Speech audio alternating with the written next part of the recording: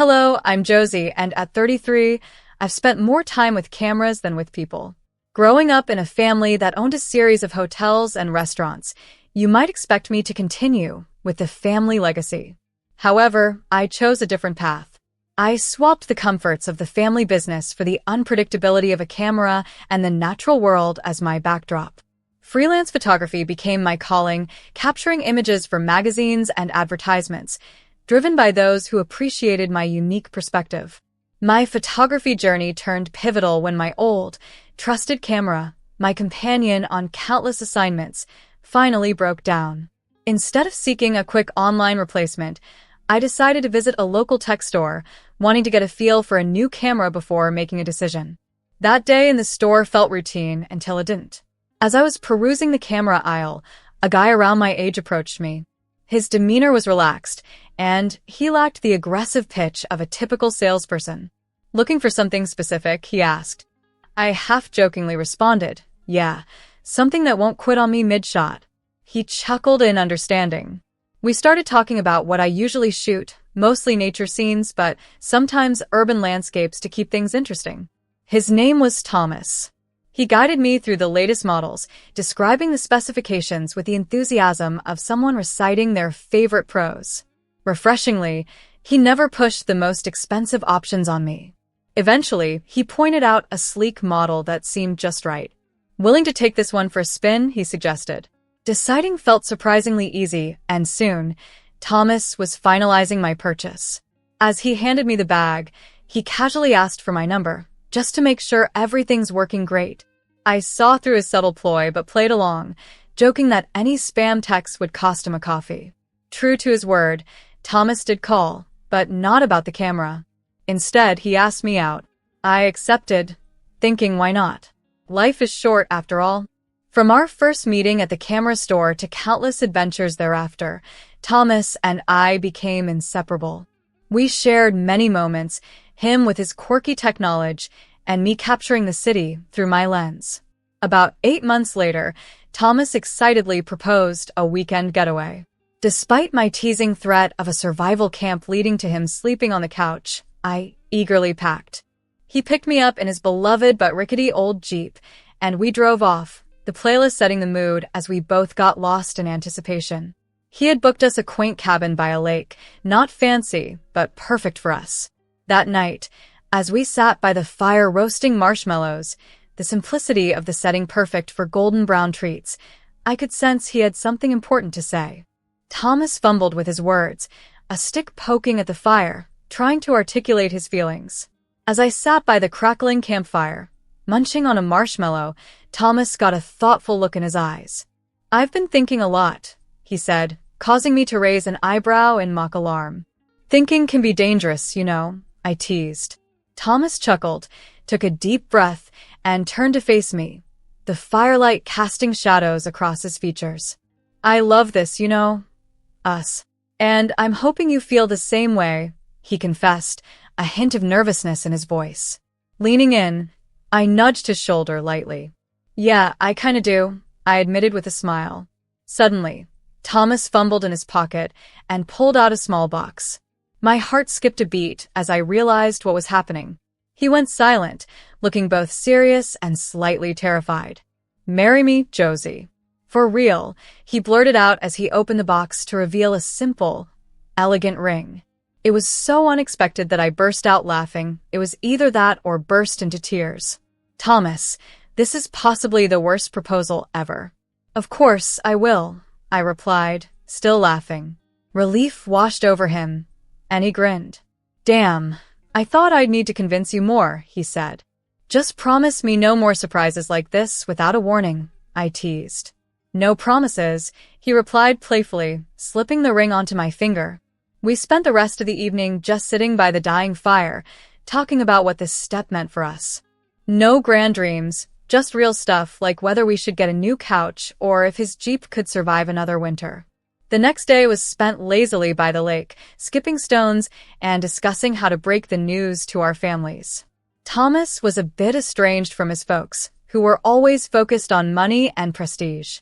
He warned me that they might not take well to me, not seeing me as worthy in their eyes.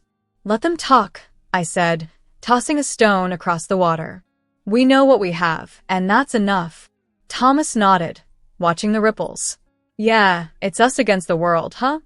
Always, I confirmed, knowing it wouldn't be easy, but feeling it would definitely be worth it. Little did I know just how challenging things would get with his family. A few weeks later, when it was time to meet Thomas's infamous in-laws, we drove to their house on a Sunday. I was a bundle of nerves, fussing over my appearance, eager to make a good impression. The moment we stepped through the door, it was like walking into a chill.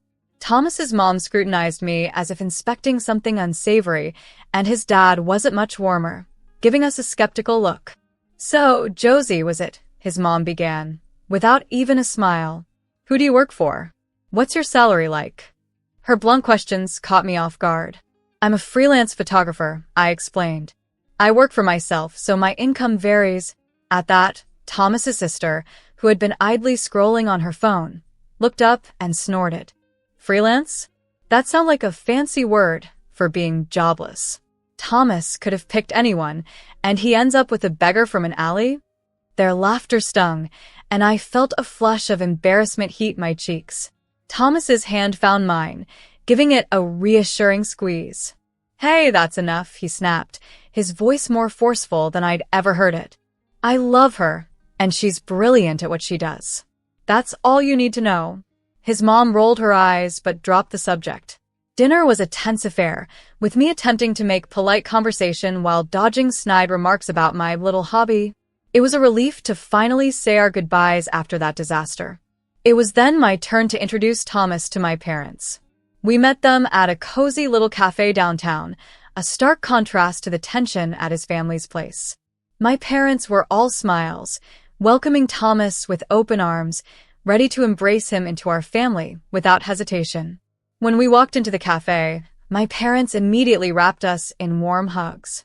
Thomas, we've heard so much about you, my mom exclaimed, guiding him to a table by the window. My dad, his eyes twinkling, joined in with a hearty handshake. We're just ordinary pensioners now, he said modestly. Used to run a little shop back in the day, nothing too grand, he added, winking at me.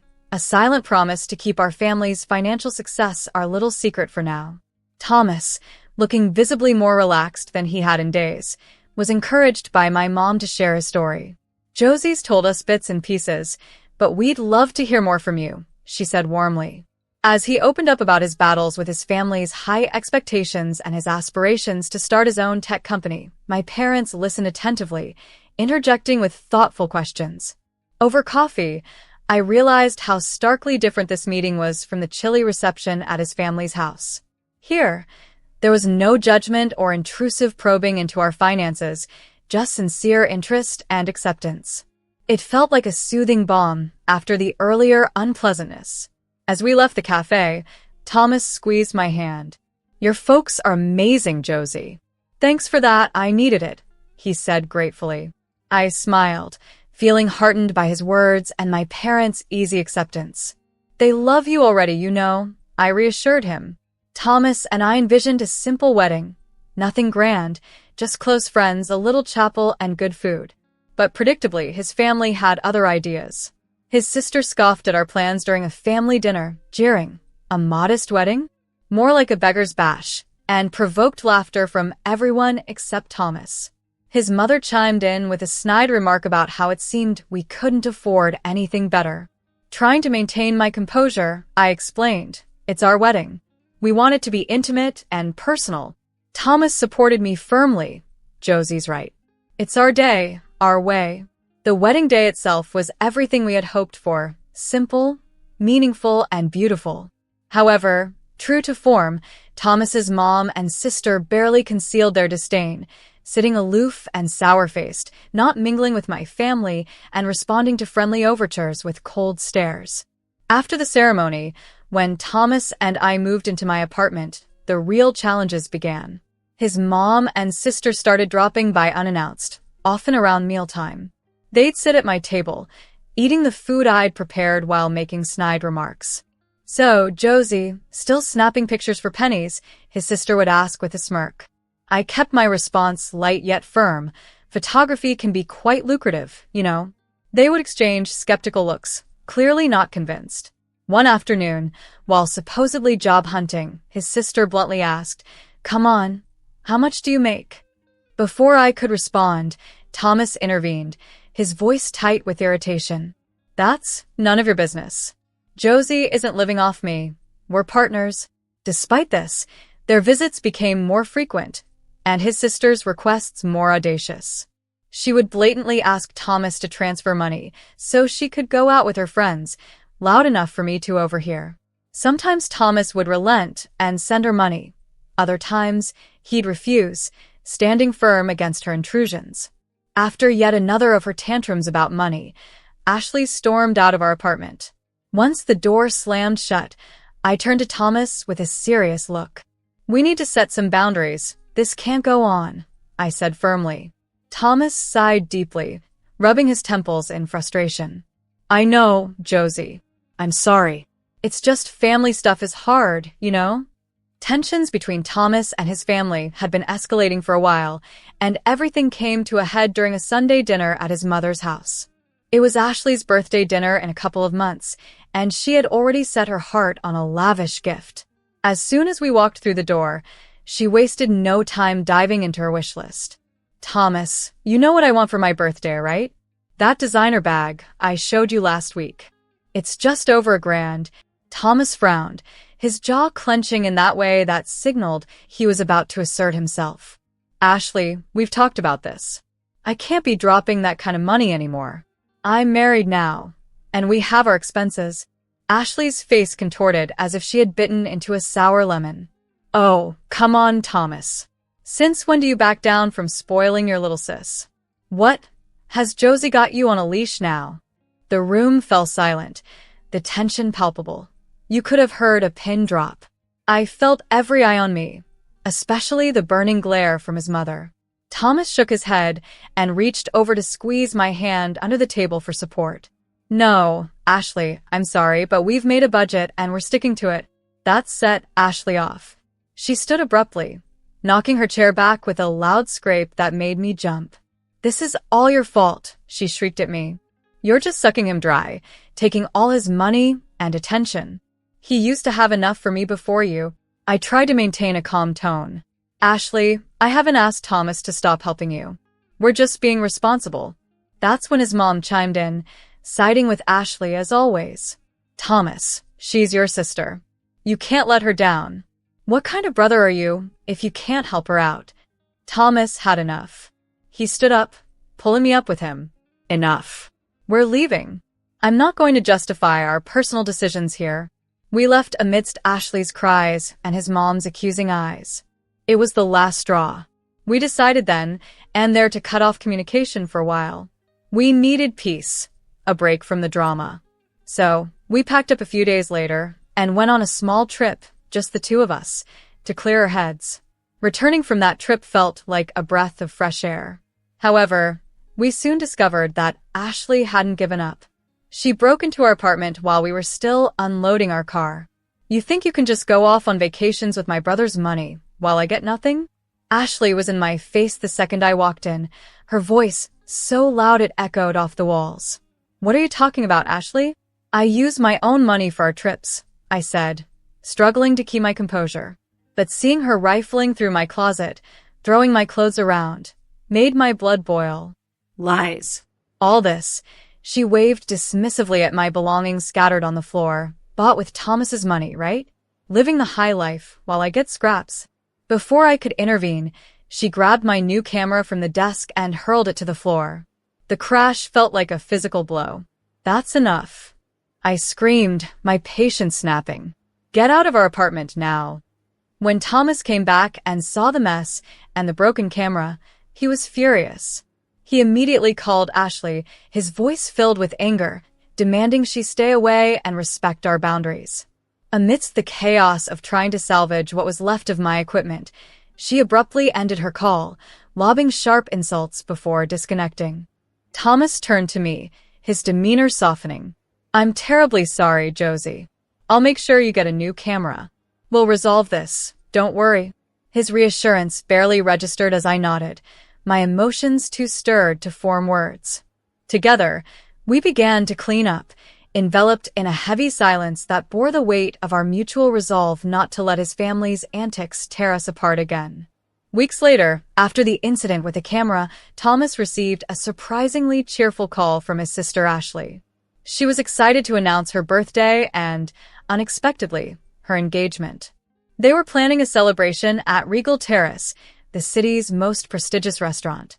Normally, the mere mention of such a pretentious place would make me scoff, but this time, I found myself smiling at the news. Thomas noticed and looked confused. "I thought you'd want to avoid anything to do with Ashley after the mess," he remarked, a hint of hesitation in his voice. Leaning closer, I whispered, "Trust me, this is one event we shouldn't miss. There's a reason for it." He studied my expression for a moment before nodding in agreement. "Okay, if you think it's best." On the evening of the dinner, we dressed in our finest, Thomas in a dashing suit and myself in a chic, black dress. As we approached the reserved area, I could see the entire family assembled around a large table, including Thomas's parents and Ashley's new fiancé, a man with a smirk that seemed too practiced. Ashley waved us over, her grin wide, but not quite reaching her eyes. "Look who's here. Join us to celebrate my big day." As we drew closer, it became apparent that there was one chair too few. Ashley's eyes glinted with mischief as she observed our approach. Thomas's mother quickly noted our pause and said snidely, "It looks like we're short one chair. This table is for family. And Josie, you might as well stand or find a spot at the bar," Ashley added, her voice dripping with faux sweetness. The relatives murmured among themselves, some smirking, others shifting awkwardly. Thomas, visibly angry and clenching his fists, turned to me. "We should leave. We don't need this." However, I gently stopped him. "No, let's stay. It's important." Confused but trusting, he stayed by my side. As the tension mounted, the restaurant manager approached us, looking apologetic. "I'm sorry, but it's a full house tonight. I can't offer you an extra chair at the moment," he explained, his eyes flicking between the smug faces at the table and us. Just as Ashley and her mother's grins widened, thinking they had bested us, the manager's tone changed as he addressed me. "However, we do have a special VIP table reserved for the daughter of the owner of Regal Terrace. Miss Josie, your table is ready." The table fell utterly silent, forks suspended in the air, as shock washed over Ashley and her mother's faces. Thomas turned to me in disbelief. "Your dad owns this place?" I nodded with a slight smile. "I wanted you to know me for who I am, not because of my connections," I admitted, gesturing around the luxurious setting. He laughed, shaking his head. "You're full of surprises. Good thing you didn't tell me sooner, or I'd be swamped with favors to ask." We both chuckled, the earlier tension dissolving as we followed the manager to our secluded VIP table with a spectacular view over the city. The murmurs from Thomas's family turned to whispers of astonishment, their previous confidence replaced by a stunned silence. Just as we had settled into the luxurious comfort of our secluded VIP table, enjoying the enhanced flavor of champagne, about 20 minutes later, a contrite Ashley and her equally remorseful mother approached us. Their earlier confidence had melted away, replaced by visible discomfort. "Josie, we didn't quite anticipate this, but we went a bit overboard with our orders," Ashley stuttered, avoiding my gaze. "The bill is more than we expected. Could you, since your family—" I raised an eyebrow, cutting her off mid-sentence. "Oh, but I thought you mentioned earlier that I wasn't family," I reminded her calmly, ensuring my point was felt.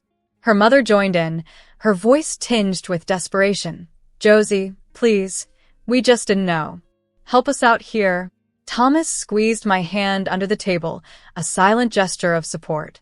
I surveyed their anxious expressions and then glanced at Thomas, who gave a subtle nod. "I think it's best if you handle your own bill tonight," I responded firmly. "After all, it's important to live within one's means. Wouldn't you agree?" Ashley's face dropped, and her mother's expression tightened.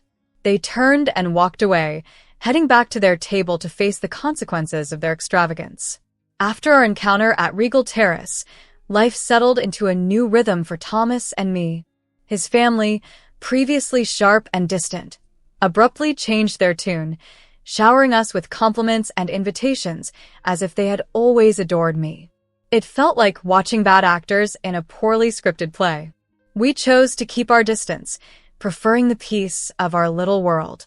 Things became even more interesting when we learned through the grapevine that Ashley's fiancé had broken off their engagement shortly after the dinner debacle. "Can't tie myself to that kind of drama," he reportedly said. I couldn't blame him. Thomas and I were enjoying a perfect afternoon at my parents' house, lounging on the terrace with the city spread peacefully below, sipping tea as the sunset painted the sky. "They're trying, huh?" Thomas noted, nodding towards his phone, which had been buzzing with texts from his mom. I chuckled, rolling my eyes.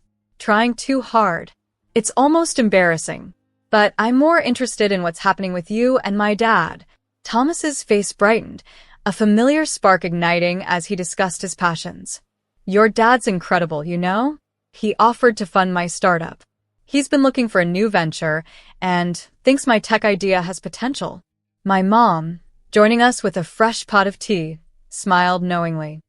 "We've always believed in supporting dreams, and we believe in you, Thomas." He reached over, squeezing her hand gratefully. "Thank you. That means more than I can say." The conversation then shifted to future plans, dreams of a tech company that could change our small corner of the world, and eventually to the family Thomas and I hope to start soon. "Do you think you're ready for the whole parenting adventure?" my dad asked, a twinkle in his eye.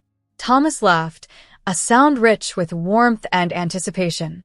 "With Josie, I'd be ready for anything." And so, our days were filled with planning and dreaming.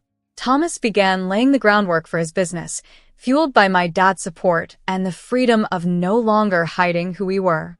As for me, I relished the unfolding of our new life together, full of promise and newfound alliances. As I continued to explore the world through my camera lens, I began to envision a future that might soon include a little one tugging at my skirt, eager to see the world as mommy sees it. One serene evening, while Thomas and I relaxed on our couch with the city lights flickering like distant promises outside our window, I decided to address the thoughts swirling in my mind. "Thomas, do you ever think about how wild it is, the way everything turned out?" I asked, tucking my feet under his legs for warmth. He chuckled softly, pulling me closer, his arms a comforting presence. "Every day, but I wouldn't change a thing." "Not really.